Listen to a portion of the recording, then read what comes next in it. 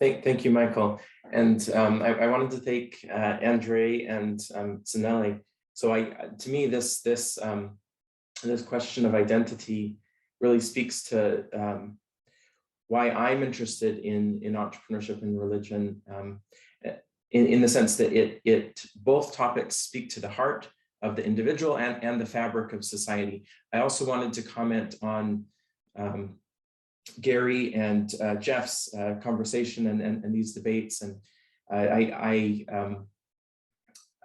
to me, I have a background in history. I'm a business historian. We tend to think about entrepreneurship as something that's productive, unproductive, and destructive to societies. And so to me, the question that I want to address in my research is really similar to that, not so much in kind of the Schumpeterian lens that William Baumol, for example, talked about how entrepreneurship can be productive, unproductive, and destructive, but much more along the lines of how Gary was thinking about that. So I'm interested, we live in a time of very, very deep divisions in American society. For example, there's divisive partisanship, there's tribalism in our cultural environment. And so the question is, how does entrepreneurship divide and unite American society?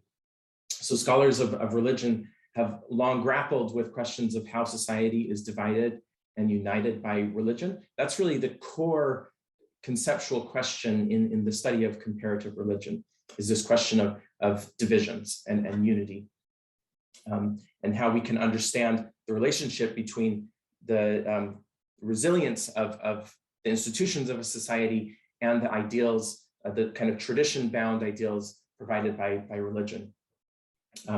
So 2 decades ago, Robert Putnam noted that American sense of community was in decline. His thesis wasn't really surprising 20 years ago, but it may have been surprising 20 years ago, but it's not anymore, right? So we feel like just under the surface of popular discourse, there's this tension, there's this division. And so I think that Putnam's work is a good starting point that's been carried forward by folks like Tom Lumpkin, who's here, Sophie Bach, and others who are talking about community. What's the relationship between entrepreneurship and community?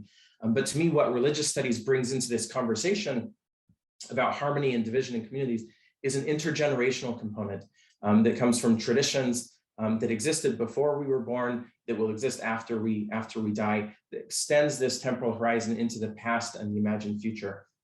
And so this intergenerational lens, as Michael noted, is core to how I'm studying how entrepreneurship divides and unites America. So like religion, entrepreneurship can be passed down by families, but when it does, it often expands into something else. It becomes institutional work. So I'm interested in transgenerational entrepreneurship and how this the work of successful entrepreneurs and their families relates to society. We often think about entrepreneurship as a new venture creation process, but from an intergenerational lens, we can see that successful entrepreneurs and their family members really occupy a unique position in society. Their influence is not fully mediated by the firms that they establish. They pursue involvement in institutions like local politics, philanthropy, religious service, other forms of community engagement. And so for me, there's this question of, once you're a successful entrepreneur, you start to engage in what institutional theorists, including Roy Sotheby, Tom Lawrence, others, have called institutional work. This purposeful work where you're trying to maintain, transform, or manipulate institutions. So clearly, entrepreneurs have a transformative effect on their environments. They're working to marshal resources that can transform social structures.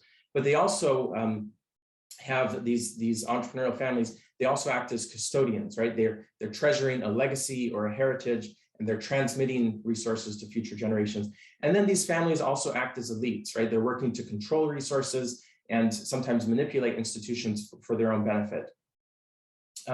So the institutional work of entrepreneurial families is implicated in positive and negative ways in societal grand challenges. These arise from economic inequality to environmental degradation, the use of digital technology for psychological manipulation, political polarization, violence, all of these grand challenges that that we're experiencing right now, violence.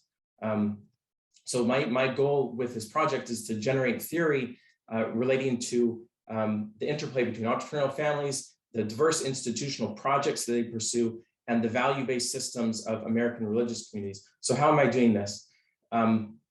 I've selected business dynasties from each of the 6 major religious communities in American business history. It doesn't include all of them because I'm reaching back into the distant past, but I'm looking at mainline Protestant families, evangelical Protestant families, Black Protestant families, Catholic families, Jewish families, Latter-day Saint families. So I've got a few from each category, but I'm kind of focusing on specific iconic families. So the Rockefeller family is one, the Green family, the McKissick family, Hilton family, Guggenheim, and Marriott.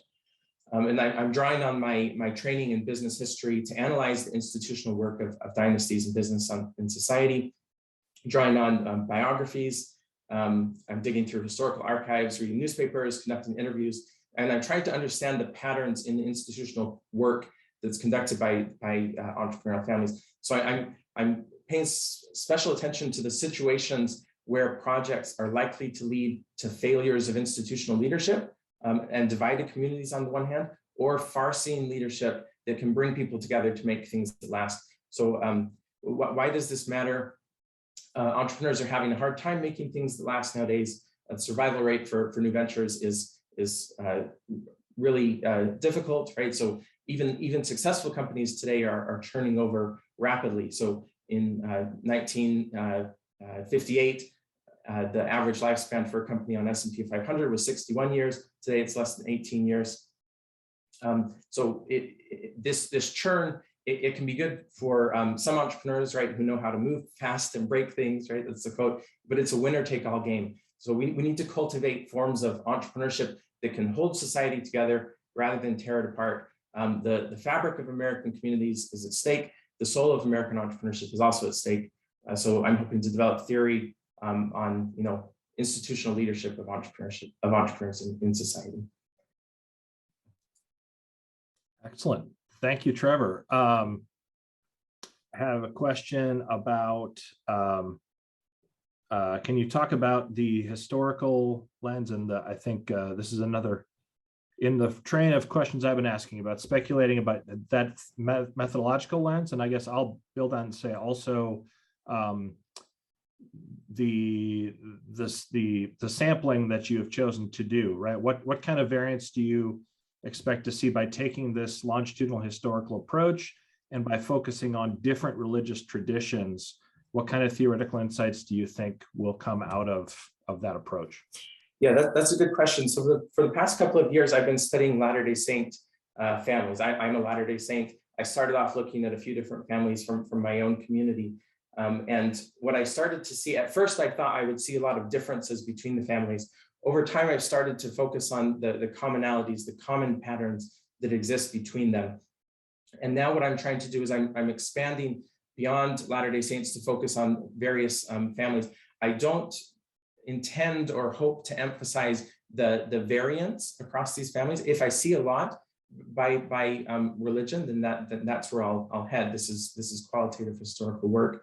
But I don't anticipate, for example, saying, oh, this entrepreneurial families from this religious community are bad leaders, right? And the ones from the other religious community are good leaders. I don't think that's what I'll be seeing, but I do think I'm hoping to see common patterns across the different communities, and what are the situations. So it's not, the other assumption I had early on was that some business dynasties were more likely to have poor leadership in society than others. And what I'm actually seeing is that all business dynasties, all entrepreneurial families have different forms of institutional work in different situations with different effects. And so for me, the focus is on situations, the variability amongst situations within these entities that are extended across generations.